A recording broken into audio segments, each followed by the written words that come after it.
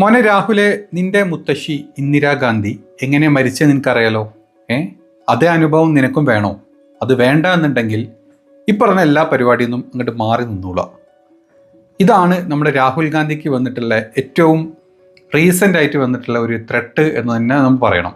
ഇത് പറഞ്ഞത് BJP ഡൽഹി സിഖ് ഗ്രൂപ്പിൻ്റെ തലവനായിട്ടുള്ള തർവീന്ദർ സിംഗ് മർവ എന്ന് പറഞ്ഞിട്ടുള്ള ഒരാളാണ്.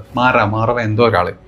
ഇതുപോലെ ഒരുത്തൻ വന്നിട്ട് രാഹുൽ ഗാന്ധിയുടെ സോണിയാഗാന്ധിയുടെ വീടിൻ്റെ മുമ്പിൽ വന്നിട്ട് ഇത്ര പച്ചക്ക് ഒരു മൈക്കെടുത്ത് പറയണമെങ്കിൽ പറഞ്ഞിട്ടും ആരും അതിനെതിരെ തിരിഞ്ഞിട്ടില്ല എന്നുള്ളതും ഒരു കേസും ഇതുവരെ വന്നിട്ടില്ല എന്നുള്ളതും നമുക്ക് പല കാര്യങ്ങളും വ്യക്തമാണ്.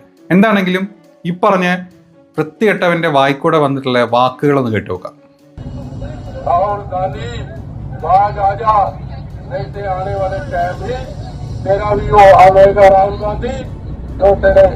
दादी का हाल है। राहुल गांधी बाज आजा, नहीं से आने वाले टाइम में तेरा भी वो हाल होगा राहुल गांधी, तो तेरे दादी का हाल है। രാഹുൽ ഗാന്ധി की अमेरिकी यात्रा അതാണ് കേട്ടോ അവർ പറഞ്ഞ കാര്യങ്ങൾ. അതായത് രാഹുൽ ഗാന്ധിയുടെ കാര്യങ്ങൾ എന്നൊക്കെ വിട്ടു നിന്നോ, അതല്ലെങ്കിൽ നിന്റെ മുത്തശ്ശിക്ക് ഉണ്ടായിട്ടുള്ള അതേ അനുഭവം തന്നെ നിനക്കുണ്ടാവും. മുത്തശ്ശിക്കുണ്ടായ അനുഭവം നമുക്ക് എല്ലാവർക്കും അറിയാം. ഇത്ര പച്ചക്കാണ് ഇവൻ ആ പറഞ്ഞ സ്ഥലത്ത് നിന്ന് ഒരു മൈക്ക് കെട്ടി അവൻ പറഞ്ഞത്. ഇത് പറയാനുള്ള സാഹചര്യം എന്ന് പറഞ്ഞാൽ നമുക്ക് എല്ലാവർക്കും അറിയാം. രാഹുൽ ഗാന്ധി കഴിഞ്ഞ ദിവസം അമേരിക്കയിൽ പോയ സമയത്ത്, അമേരിക്കൻ പര്യടനത്തിൻ്റെ സമയത്ത് പല കാര്യങ്ങളും പറഞ്ഞു, പല പരാമർശങ്ങളും ഉണ്ടായിരുന്നു. BJPക്ക് പുള്ളിക്കാരൻ അവിടെ കാല് കുത്തിയ സമയം മുതൽ ഇവിടെ അങ്ങോട്ട് നിക്കപ്പുറത്തില്ലാണ്ട് ജീവിച്ചുകൊണ്ടിരിക്കുക. അതായത് നമ്മുടെ മോദിജിക്ക് അവിടെ കിട്ടിയ സ്വീകാര്യതയേക്കാളും ഒരുപാട് പത്തിൽ മടങ്ങ് അധികമായിരുന്നു രാഹുൽ ഗാന്ധിക്ക് അവിടെ കിട്ടിയ സ്വീകാര്യതയും. രാഹുൽ ഗാന്ധിയുടെ ആ ഒരു വിസിറ്റ് മൊത്തം ലോകത്തിലുള്ള മൊത്തം മാധ്യമങ്ങൾ എടുത്തതും നമ്മുടെ മോദിജി അതിലങ്ങ് നിഷ്പ്രഭമായിപ്പോയി. മോദിജി സാധാരണ പോയിട്ട് ഷേക്കൻഡ് കൊടുക്കലും ഈ പരിപാടികളും മാത്രമേ ഉള്ളൂ. പുള്ളിക്ക് വാ തുറന്ന് സംസാരിക്കാൻ അറിയാത്തതുകൊണ്ട് കുറേ സ്ക്രിപ്റ്റഡ് ആയിട്ടുള്ള കാര്യങ്ങൾ പല സ്ഥലത്തും പോയി പറയാ എന്നല്ലാണ്ട് പച്ചക്ക് വാ തുറന്ന് കാര്യങ്ങൾ സംസാരിക്കാൻ അറിയില്ല. അതുകൊണ്ട് തന്നെ ഇത്രയും കാലം നമുക്കൊരു പ്രതിപക്ഷ നേതാവ് ഇല്ലാത്തത് കൊണ്ട് തന്നെ മോദിജി എവിടെ ചെന്ന് കഴിഞ്ഞാലും അതിൻ്റെ അപ്പുറത്തോട്ട് അവിടെ ആരും പോയി സംസാരിക്കാനുണ്ടായിരുന്നില്ല. പക്ഷേ ഇപ്പം മോദിജിനെ കടത്തി വെട്ടി കാര്യങ്ങൾ സംസാരിക്കുന്ന ഒരാളുള്ളതുകൊണ്ട് തന്നെ BJPക്കാർക്ക് അങ്ങോട്ട് ഹാലിളകിയിരിക്കുകയാണ്. രാഹുൽ ഗാന്ധി എന്ത് പറഞ്ഞാലും രാജ്യവിരോധിയുമായിട്ട് മാറിക്കൊണ്ടിരിക്കുന്ന ഒരു അവസ്ഥയാണ് ഇപ്പം നമ്മുടെ നാട്ടിൽ കണ്ടുകൊണ്ടിരിക്കുന്നത്. അപ്പം ഈ ഒരു കാര്യം നടന്നിട്ടും ആർക്കും കേസെടുക്കാനും കേസ് പറയാനും ഒന്നും ഒരു മനുഷ്യനും ഇതുവരെ മുമ്പോട്ട് വന്നിട്ടില്ല. പിന്നെ രാഹുൽ ഗാന്ധി ഇത് പറഞ്ഞത് അതല്ല, രാഹുൽ ഗാന്ധിക്കെതിരെ ഈ പറഞ്ഞ സിംഗ് പറഞ്ഞത്, അതായത് പുള്ളി അമേരിക്കയിൽ ചെന്നിട്ട് സിഖുകാരെ മോശമായിട്ട് പറഞ്ഞു എന്നൊക്കെയാണ്. സിഖുകാരെ മോശമായിട്ടൊന്നും രാഹുൽ ഗാന്ധി പറഞ്ഞിട്ടില്ല. അതായത് ഇന്ത്യയിൽ സിഖുകാർക്ക് ഈ ടർബൻ ഉണ്ടല്ലോ, അവരുടെ തലപ്പാവ് കെട്ടി നടക്കാൻ പറ്റുന്നുണ്ടോ എന്നുള്ളൊരു ചോദ്യം ചോദിച്ചത് തന്നെ വെറുതെ അങ്ങോട്ട് ചോദിച്ചതല്ല.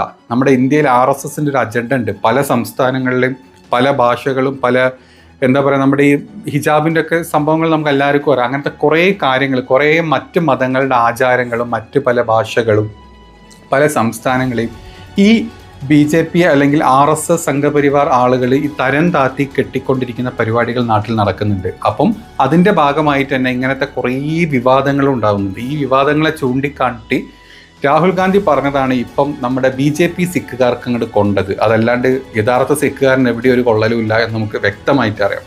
ഇനി ഇതൊരു കേസാവാൻ പോകുന്നൊന്നുമില്ല, പറയാൻ നമ്മളിതിൻ്റെ പിന്നാലെ പോകുന്നില്ലല്ലോ. ഏതോ വിവരം കെട്ടവൻ എന്തോ പറഞ്ഞു എന്നങ്ങോട്ട് വിചാരിച്ച് കളയാം എന്ന് നമ്മൾ വിചാരിക്കാൻ പാടില്ല എന്നാണ് എൻ്റെ ഒരു അഭിപ്രായം.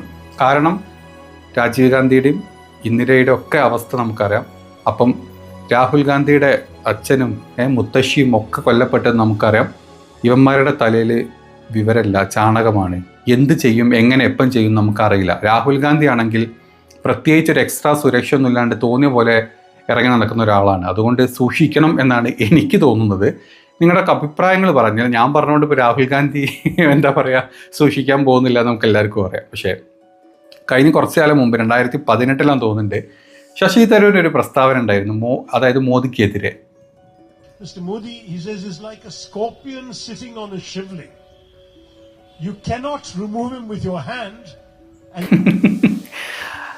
ശശി തരൂർ പറഞ്ഞത്, അതായത് മോദി എന്ന് പറഞ്ഞു കഴിഞ്ഞാൽ ശിവലിംഗത്തിൻ്റെ മേലുള്ള സ്കോർപ്പിയോ ആണെന്നാണ്. അതായത് തേള്, ശിവലിംഗത്തിൻ്റെ മേലുള്ള തേള്. ഈ തേള് എന്ന് പറഞ്ഞു കഴിഞ്ഞാൽ നമ്മളൊന്നുകിൽ ചപ്പലടിച്ച് അടിച്ച് കൊല്ലാനോ അല്ലെങ്കിൽ തട്ടിക്കളയാനോ എങ്ങനെയെങ്കിലും അതിനെ ഒഴിവാക്കാനോ നോക്കാറ്. അത് കുത്തിക്കഴിഞ്ഞാൽ വിഷമാണ് നമുക്ക് എല്ലാവർക്കും അറിയാം. പക്ഷെ ശിവലിംഗത്തിൻ്റെ മേലെ തേളിയിരുന്നാൽ നമുക്ക് ചെരുപ്പോണ്ട് അടിക്കാൻ പറ്റില്ല, താഴത്ത് ശിവനാണുള്ളത്. തട്ടിക്കളയാനോ അടിക്കാനോ മേല് വെള്ളം ഒഴിച്ച് കളയാനോ ഒന്നും നമുക്ക് പറ്റില്ല. പക്ഷേ തേൾ അതിൻ്റെ മേലെ ഇരുന്ന് കുത്തണമെങ്കിൽ കുത്തും ചെയ്യും. അപ്പം ഇതാണ് നമ്മുടെ മോദിജി. അതായത് മോദിജി പിടിച്ചിരിക്കുന്ന മാർഗം ഭക്തിയാണെന്ന് നമുക്ക് എല്ലാവർക്കും അറിയാം. അതുകൊണ്ട് തന്നെ ഒന്നിട്ട് പറയാനും പറ്റുന്നില്ല. പക്ഷേ ഈ തേളാണെങ്കിൽ തിരിച്ച് കുത്തിക്കൊണ്ടിരിക്കും എന്നാണ് അതിൻ്റെ സാരം. ഈ ഒരു പ്രസ്താവന 2018 ശശി തരൂർ MP ആയിരിക്കുന്ന സമയത്ത് തന്നെ പറഞ്ഞപ്പം അത് ഡൽഹി ഹൈക്കോർട്ടിൽ ഒരു കേസ് വരികയും ആ കേസിൽ തീർപ്പ് ഇല്ലാണ്ടാവുകയും പിന്നെ സുപ്രീം കോർട്ടിൽ പോയി സുപ്രീം കോർട്ടിൽ നിന്നാണ് ഇത് വലിയ കാര്യമാക്കണ്ട അങ്ങ് വിട്ടേക്ക് എന്നുള്ള ലെവലിലോട്ടുള്ളൊരു തീരുമാനം വന്നത്.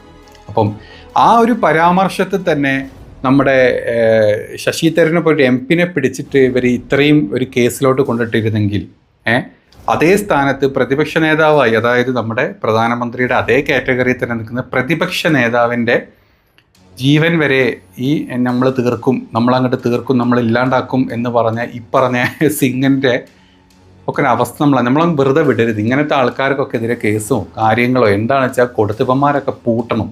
ഇവനൊക്കെ ജയിലിൽ കിടന്ന് ഉണ്ട നിന്ന് തന്നെ വേണം, എങ്കിലേ ഇവനൊക്കെ പഠിക്കുകയുള്ളൂ. എന്ത് വൃത്തികേടും വിളിച്ച് പറയാം. അത് ഈ രീതിയിലുള്ള ഒരു പ്രതിപക്ഷ നേതാവിനെ ത്രെട്ടായിട്ടുള്ള ജീവന് വരെ ത്രെട്ടായിട്ടുള്ള സംസാരം ഇവൻ്റെയൊക്കെ വായിന്ന് വന്നിട്ടുണ്ടെങ്കിൽ ഇവനൊക്കെ അത് ചെയ്യുകയും ചെയ്യും. അതാണ് നാടിൻ്റെ അവസ്ഥ. അതല്ലാന്ന് അഭിപ്രായം ഉണ്ടെങ്കിൽ പറ.